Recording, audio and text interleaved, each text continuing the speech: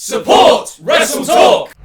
It's time for the AEW WrestleDream 2024 predictions. I'm Luco in DAD. This is Tempest, and welcome to WrestleTalk. Please do press that subscribe button, give us a little thumbs up, and leave a comment down below with what you think is going to happen at WrestleDream. Also, sign up for Wrestle League and compete against us in Predictions Warfare, where there are real-world prizes to be won.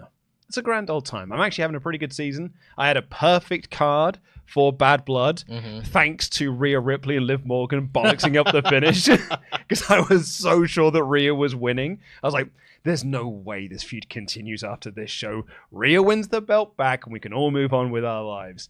And then they absolutely effed the finish. So Rhea won by DQ. You lucky dog. Perfect card. You're the one lucky person coming out of that match.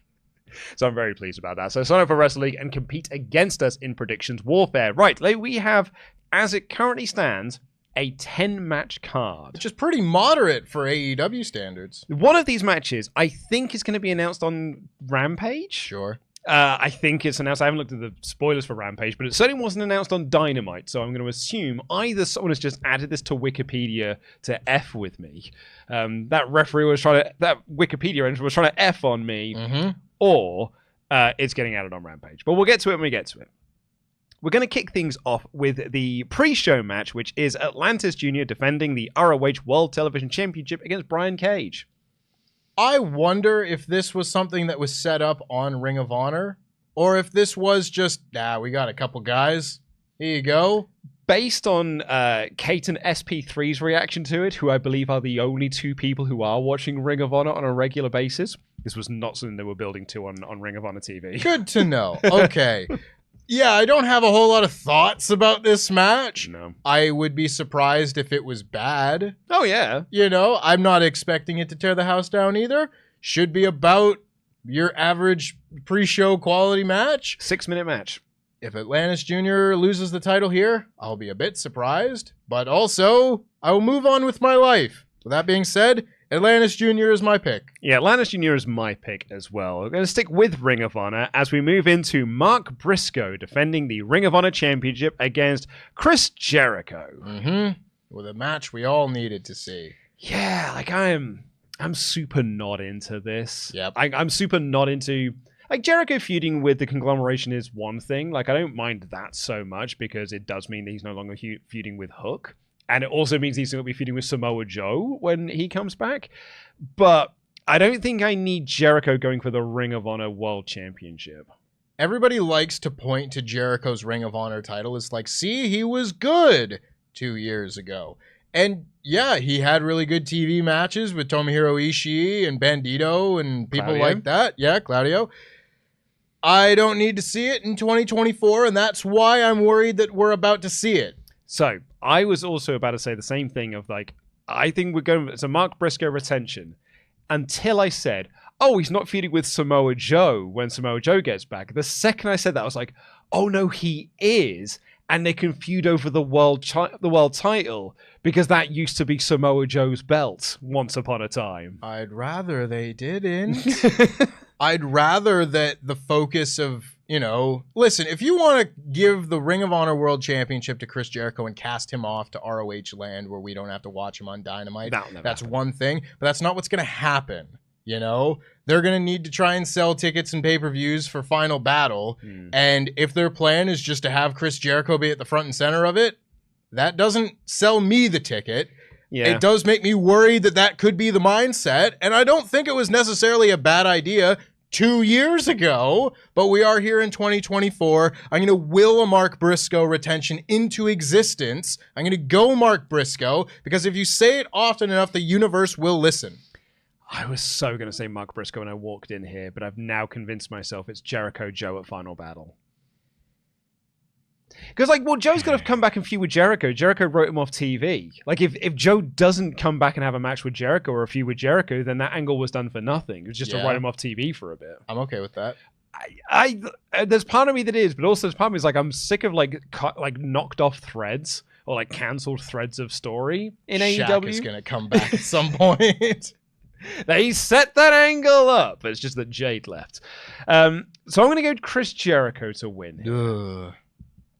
We have a match of the Washingtons as Darby Allin takes on Brody King. This is one of the matches I'm like most anticipating on the show, just in terms of probably has the highest show stealing ceiling here, to coin a phrase. I love these two together. Anytime you watch the Washington boys wrestle one another, regardless of if it's Danielson, Swerve, Brody, Darby, they all work together. Nick Wayne, throw him in there. All these different combinations yield very, very good results, and I expect nothing different from this. Who's going to win, though, is a different question, you know, because you would kind of think that, like, this was just going to be an open challenge. You'd probably have Darby win that match. You know, he just lost his title shot in a move that kind of felt a little out of nowhere, like a change of plans. So maybe you want to heat him back up and give him that next step, you know. But at the same time, maybe you want to do a downward spiral type thing, that he's really in his own head, that this is what he needs to be. And I thought they had a very good promo back and forth on Dynamite that actually led me to believe that Brody King has a better chance of winning this match than I had thought he had previously. I'm probably still going to go with Darby Allin, you know, because hometown favorite type thing, home state favorite, I should say. But this would be one that I could see going either way. I'm actually tempted to go Brody King on this one for that very reason of, like, they were really hammering home this idea that Darby Allin is the face of the company. And Brody King's point on that, which I thought was an excellent promo segment, was you take it for granted. You take for granted this honor that you've been bestowed upon of being the face of the company. So I think I want to kind of go down that road and see where it takes us. And I think you can get to that by having a Darby loss here. You know, he started off this year, or, you know, the start of the summer, he was getting a TNT shot against Jack Perry. He was getting a world title shot against Danielson. He then lost that TNT shot against Jack Perry. He lost his shot against Danielson.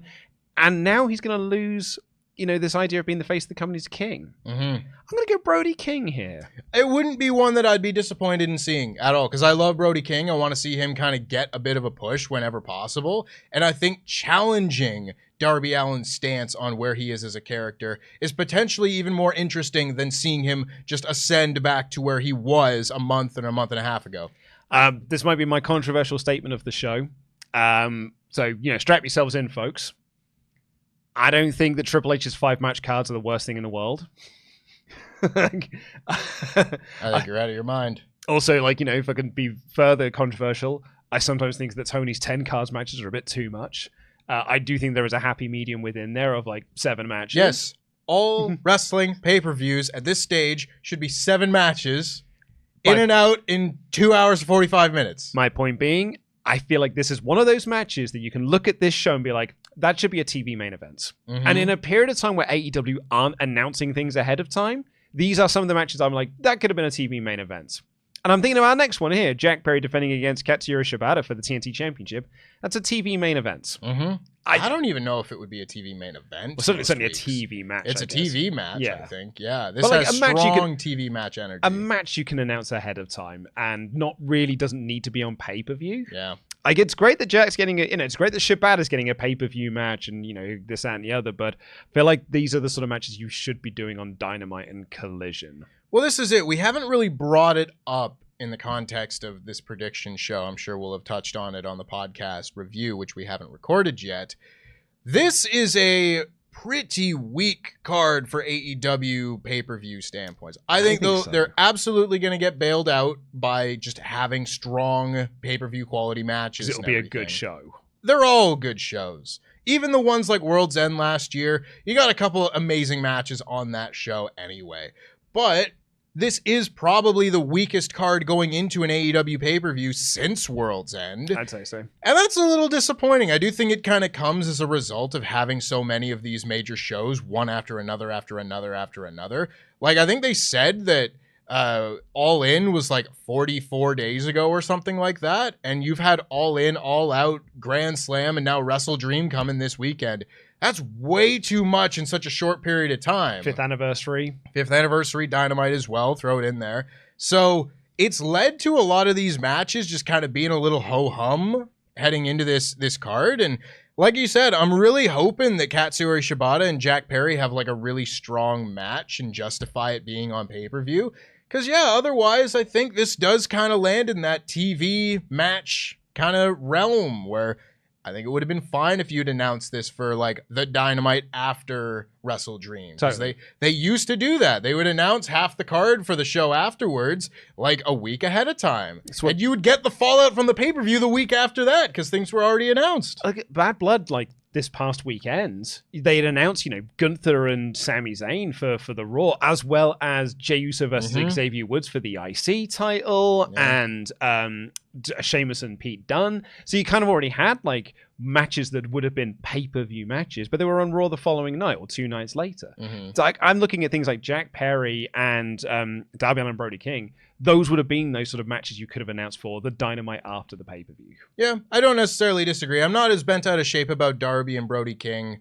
I understand the viewpoint on it, but it's a couple Washington boys having a match on pay-per-view. I kind of understand that a bit more. Do it on the Dynamite before then, because that was in Washington. It certainly was, but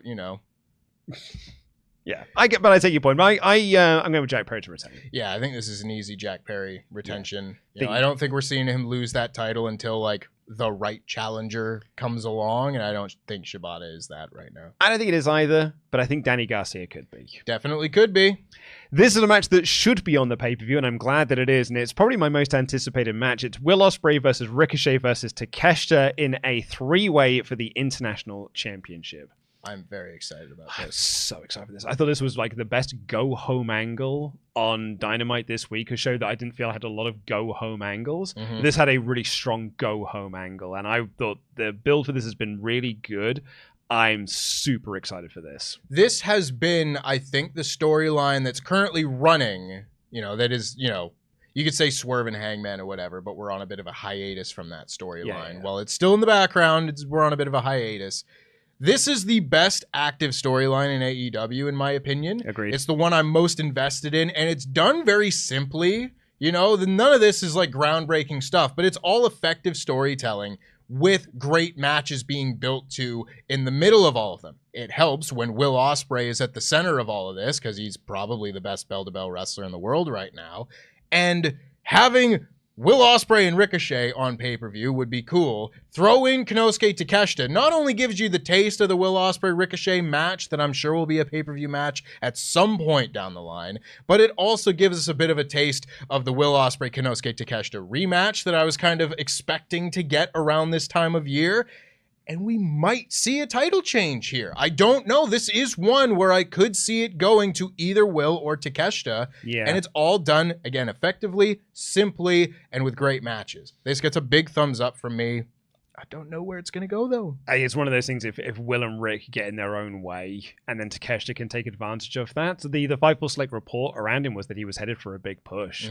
And I could see this being the time that they belt him up. And my only thing that I think I'm going to go with a Will Ospreay retention here, because I still think the direction is him in the C2 and the finals of the C2 being him and Okada.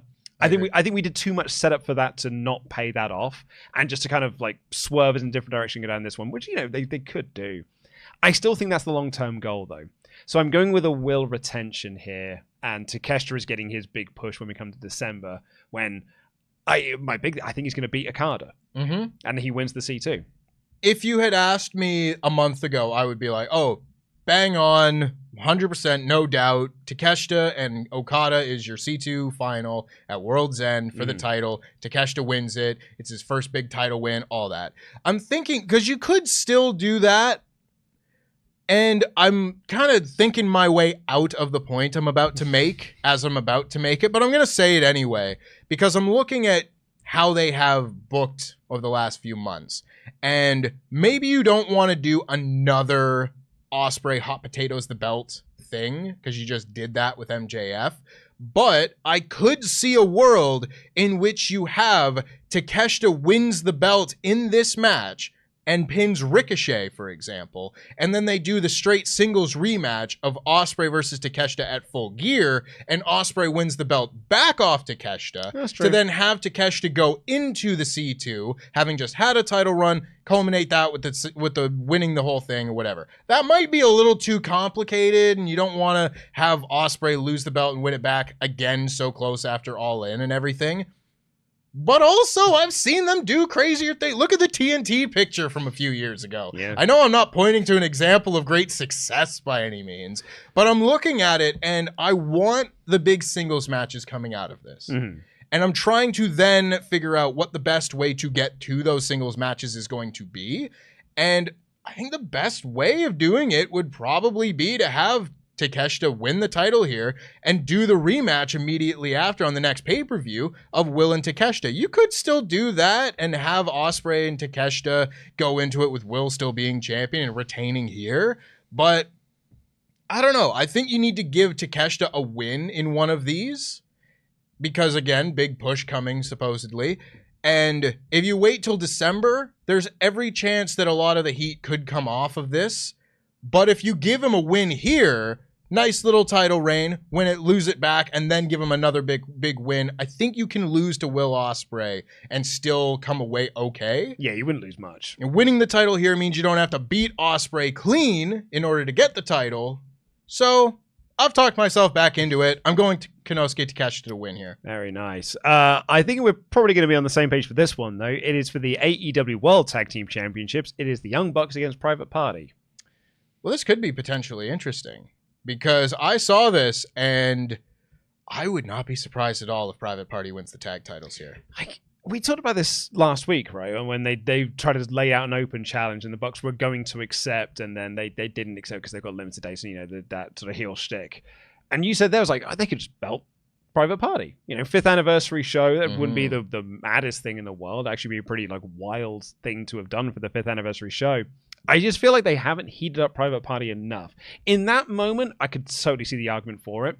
On pay-per-view, I think the Bucks retain. Mm-hmm. I'm going with the Young Bucks retention. Well, this is it. And we're in this kind of weird middle ground of a lot of AEW booking things. Because now we're past the all-in bit where you need your big marquee team to be the champs going into the show and a big match on the card and all of that. And to me, if you just have the Young Bucks beat Private Party here, I think that's Private Party done again for a little while, which is not the most impossible thing. We've kind of seen that a lot of the time when it comes to how AEW handles people who get a little bit hot and all that.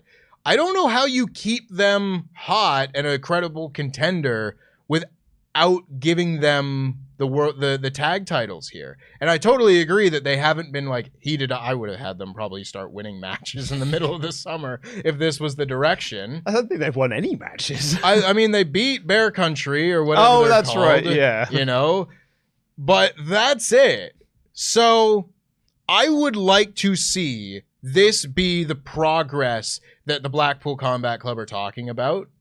I think you could tell an interesting story related to what goes on in the main event and everything if Private Party show a real rugged, tough as nails side of themselves and end up pulling out a great match here. Because that's the other part of this.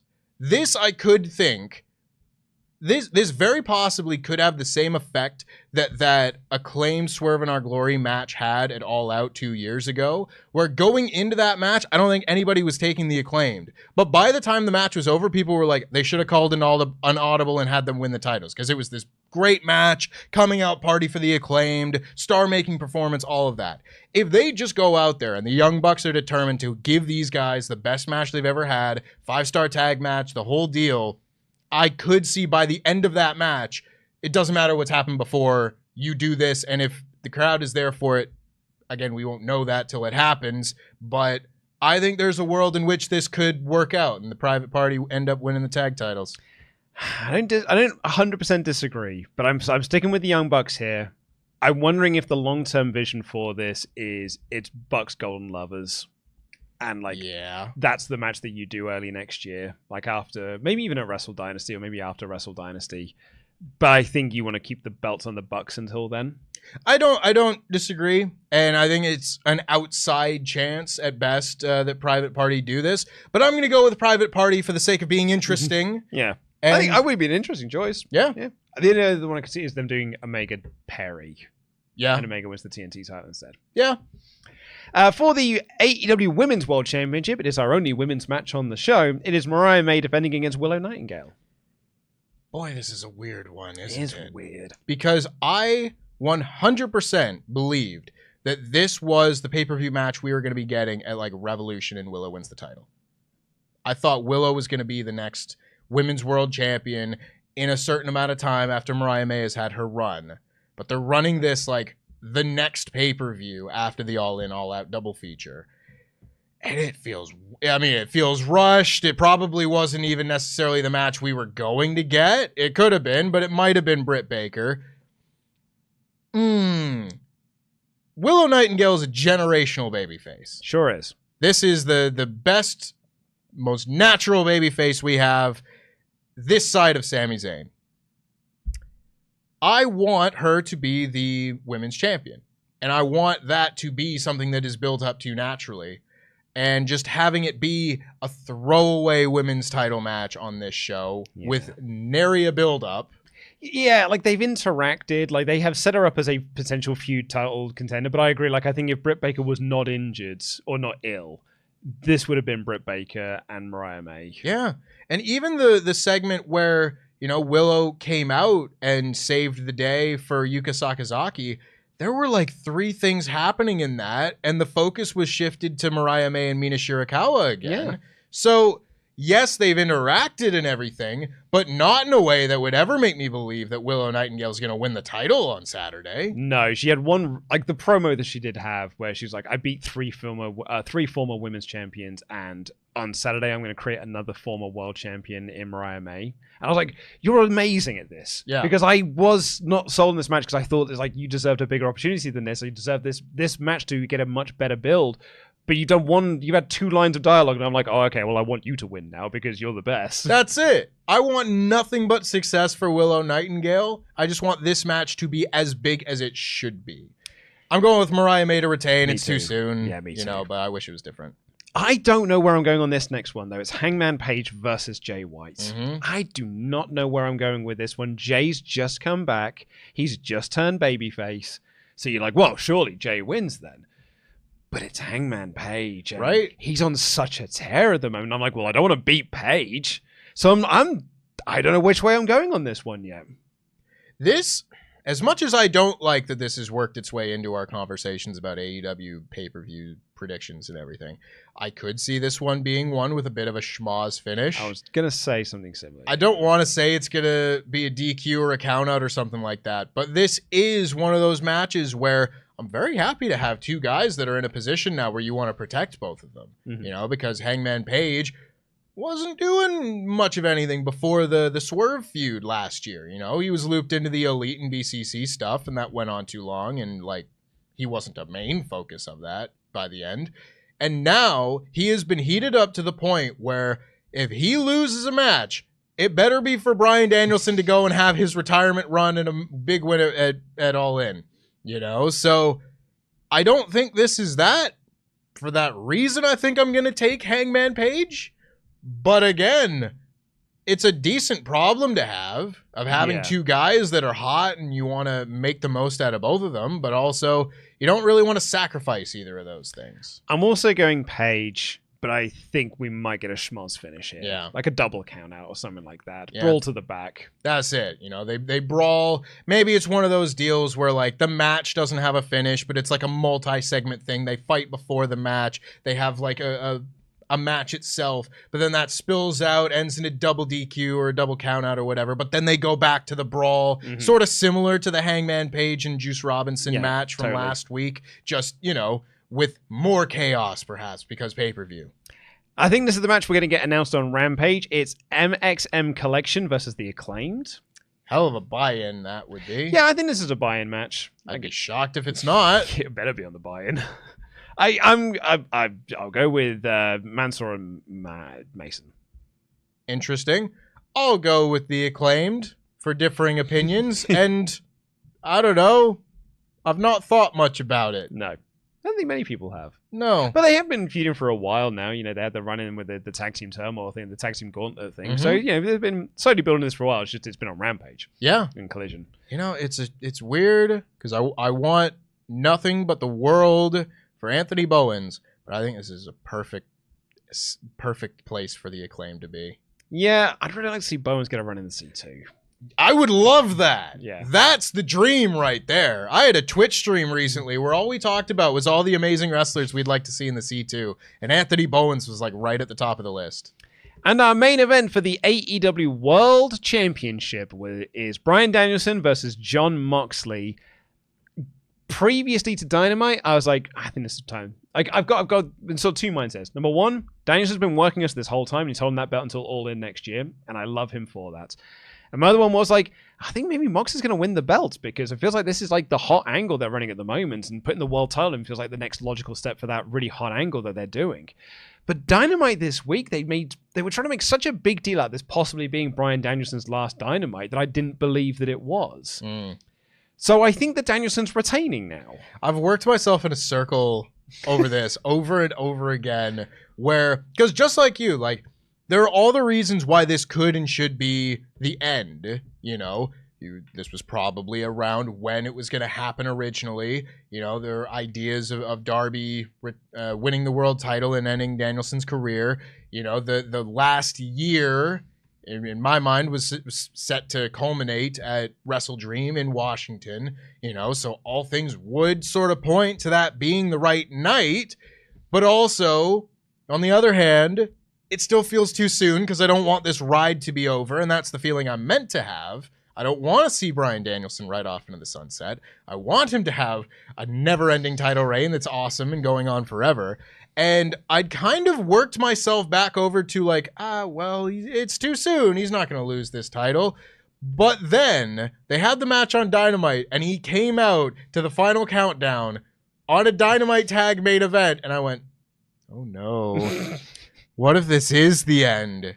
What if this is why we're getting this? Oh, God. And I got really in my head. It's like, am I watching the second last match in the full-time career of Bryan Danielson? And we might. I don't know what the direction of this Moxley-led force is going to be. This show could end with some wacky nonsense where Shane McMahon pops up as the Howard Power. Or it could not. It could just be Bryan Danielson retains the title in his home state, and that's a big, awesome go-home deal. Everybody gets to be happy. I don't know which one it is. But also, he won in that match, so well, clearly he's losing on the pay-per-view, because I still can't get out of that mindset from 15 years ago. I guess. I also feel like Danielson should be, like... Surely he should get the win here because they try to murder him at the last pay-per-view? You'd think, but maybe that's just how you get the big heel act that's going to be the top heel act for now and the future, you know, probably for the next year. Hey, I don't know, Luke. This one's really hard. I'm going with my heart on this one, and I'm going with a Danielson retention. I am also going to go with the Danielson retention with my heart over my head, because my head is 100% telling me at this point that Moxley's winning the title again. It should be Mox, yeah. But I don't want the ride to be over. I'm not ready to get off. Well, what do you think is going to happen? Let us know in the comments down below. We'll be back this Sunday here on the WrestleTalk channel reviewing WrestleDream. I'll try that again. It'll be myself and Dan Layton making his return to the WrestleTalk podcast. We're going to give our thoughts on WrestleDream in full. We'll be back tomorrow with the WrestleTalk news, so please do press that subscribe button and give us a little thumbs up as well. Leave that comment down below and let us know what you think. Until then, I've been Luke Owen. That has been Tempest. Jam that jam.